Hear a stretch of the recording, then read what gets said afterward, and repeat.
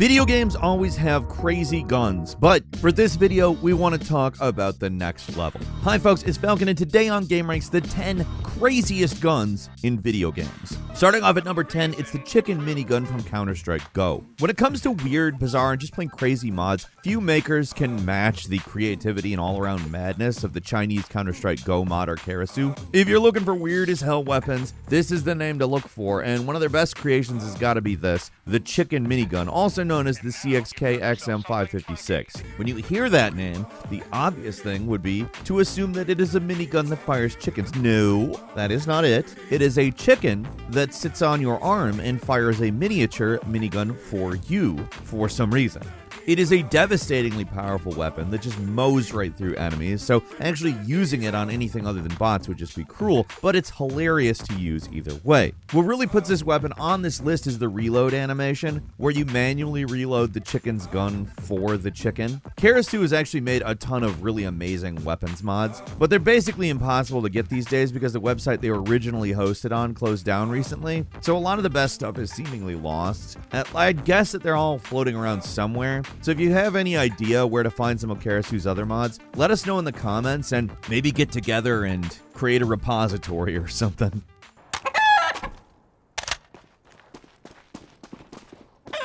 At number 9 is the shark gun from Armed and Dangerous and Saints Row 3. Of course we have to mention it. It's weird enough that there's a game with a gun that fires something to summon a shark out of the ground, but the bizarre thing is that it's in 2 games. How they function is a little different, but the outcome's pretty much the same. Somehow a shark swims through the ground and appears underneath an enemy and eats them. The land shark gun functions more like a homing bazooka that you can fire from anywhere, while the weapon from Saints Row 3, the Shark-O-Matic, is more like a blunderbuss that coats the enemies in chum, which causes the shark to appear and eat them after a few seconds.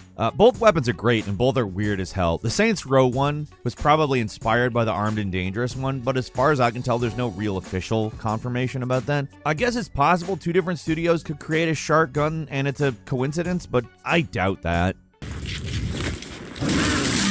My fingers are frozen. At number 8 is the Pixelizer. The Ratchet and Clank games have obviously a fair share of pretty strange weapons, but in our opinion, the all-around weirdness is the Pixelizer from Ratchet and Clank from 2016. Does exactly what it sounds like, turns enemies into pixels. Now, these games always seem to have some kind of transformation weapon, but it's not usually that unusual. Stuff like the Groovatron and the Sheepinator is more what you would expect, but the Pixel one stands out to me as particularly odd. Visually, however, it looks awesome. Seeing a swarm of enemies collapse into a mess of pixels is satisfying as hell. And while the actual function of the gun isn't that weird, it's kind of a fancy shotgun, the effects are wild enough to earn it a spot on this list. The Rhino 8 from Ratchet and Clank Rift Apart deserves a special mention here too, because instead of just shooting a ton of projectiles like these things normally do, it opens up a portal and drops stuff from other PlayStation franchises onto your enemies. Like, it's just as unusual and elaborate of a concept, so I have to at least mention it. At number 7 is Creature from High on Life. High on Life's a weird game, but most of the guns, called Gatlians, are actually not that weird. Come on, name an element on the periodic table. I dare you.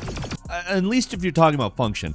They are talking guns, so there is a baseline of strangeness there, but most of them slot pretty easily into traditional FPS gun rolls. The first one you get, Kenny, is mostly just a pistol. Gus is a shotgun, Sweezy's a machine gun. Their alt fires do make them a little more unique, but otherwise they're not that crazy, other than their appearance, which is freakish. The fourth and final main gun in High on Life, however, is a little different and a lot more disturbing. The last Gatlian you unlock is a guy called Creature, who is— You guys did experiments on me and me up real bad in basically every way you can imagine. voiced by Tim Robinson. Yes, that Tim Robinson. Everything about this gun is way messed up. Instead of firing your bullets, he gives birth to these vicious little babies that, when fired, run around and attack enemies on their own. 3, 2.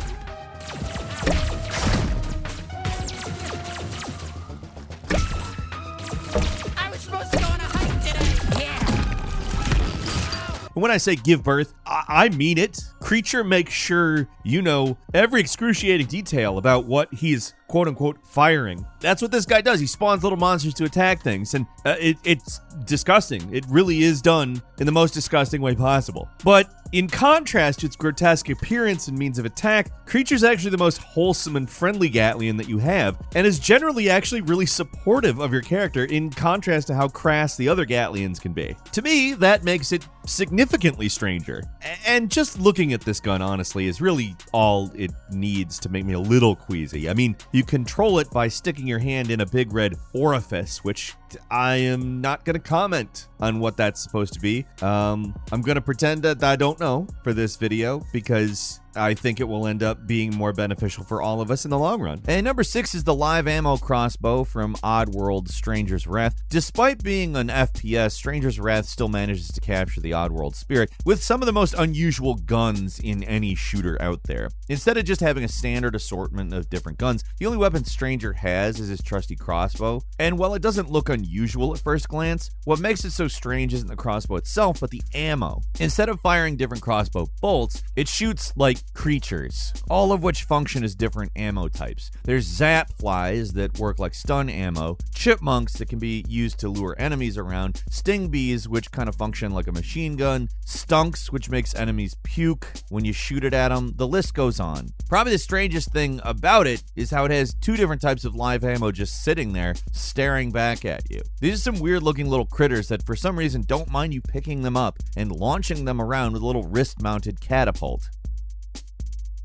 And number 5 is the Minigun, another weapon by Karasu that is strange for a lot of reasons. I mean, right from the start, it's a ridiculous looking weapon. It's a red box with a trigger that says Supreme on it for whatever reason, and when you fire it, it shoots out money. Now, unlike the chicken minigun, which is basically unstoppable, this weapon kinda sucks. The range is pathetic, which I guess makes sense. It's shooting paper. Or rather, I know somebody's gonna say this, but a cotton paper composite material that has more durability than just paper. I know money is not just paper, but functionally, either of those two things as ammo is about the same thing. You pedants. Anyway, the reload takes a really long time, so that sucks too. That's actually another thing that makes this weapon so crazy. To reload, you open up the top of the gun and put in more money and then close it again. Maybe there's some secret function related to how much money you have on you, but probably not. It's an amazingly goofy gun that's just not very effective, but it is fun to play around with.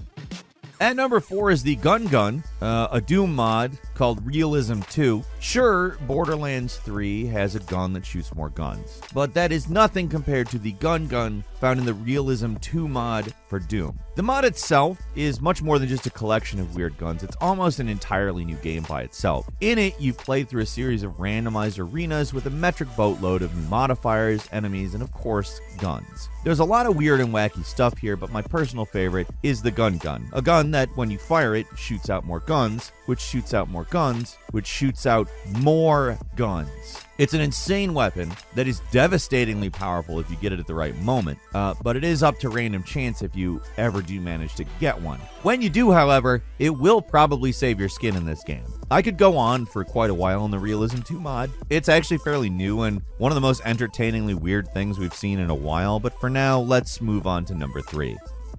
And number 3 is the Maul and the Death Star Mini, a CSGO mod. 2 for the price of 1. These vaguely Star Wars themed mods might not sound that unusual, but when you have a mad genius like Karasu at work, these things are anything but what you would expect. The Maul here is the closest of the two to an actual gun. It's some kind of Star Wars mishmash of a weapon with a TIE fighter for a barrel. When I first booted it up, I did not know what to expect at all, but it still managed to surprise with this ridiculous automatic shotgun laser spread that would just melt anything on the screen.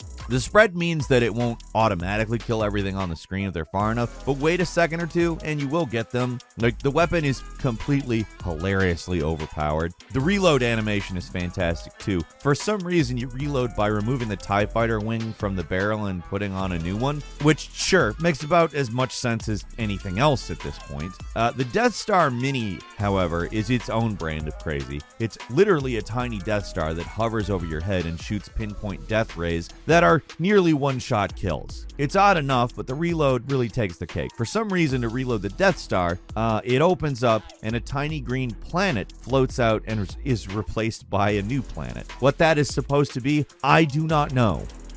And number 2 is the Cangun from Garry's Mod. Remember that Metro cop at the beginning of Half-Life 2 that makes you pick up the can? Well, we all hate that guy, and now it's time to get some revenge on him with one of the strangest guns of all time. The Cangun was created by Arena Flash, Appreciator, and can be used in Garry's Mod. Consists of a trash can, a makeshift ammo box, and a belt of cans. Craziest minigun I've ever seen, period. Firing it is appropriately satisfying too. It sends a torrent of cans out its barrel like a shotgun combined with a minigun. The concept is great. The weapon's powerful, and it's like weird as hell in the best possible way.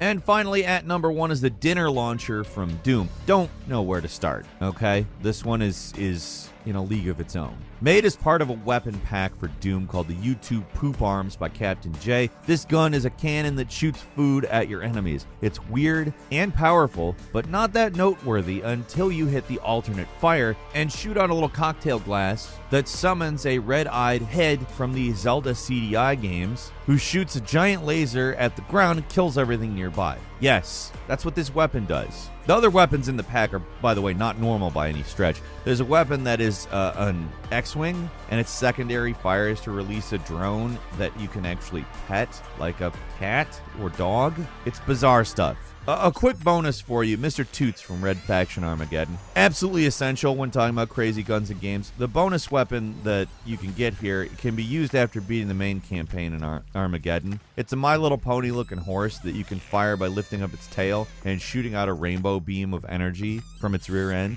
We've talked about it before, but it just so clearly belongs on a list like this, so we had to show it off a little bit. It's a hilarious weapon, and the eyes of Mr. Toots when you fire it, I crack up every single time. Cerebral Bore from Turok 2. Now, you can't do a list like this without at least mentioning this iconic weapon from Turok 2, the Cerebral Bore. Who came up with this thing and why? It's a weapon that's about as nasty as you can get with Nintendo 64 level graphics. It shoots out little homing saws that go into enemies' heads and start drilling. They cause like a fountain of blood and brain matter and stuff to fly out. I don't really know if I need to say a lot else. It's about as nasty as they come. And sure, a lot of other guns can kill enemies faster, but in terms of pure novelty, few guns can beat the Cerebral Bore. And that's all for today. Leave us a comment. Let us know what you think. If you like this video, click like. If you're not subscribed, now's a great time to do so. We upload brand new videos every day of the week. Best way to see them first is, of course, a subscription, so click subscribe. Don't forget to enable notifications. And as always, we thank you very much for watching this video. I'm Falcon. You can follow me on Twitter, Falcon the Hero. We'll see you next time right here on gameranx.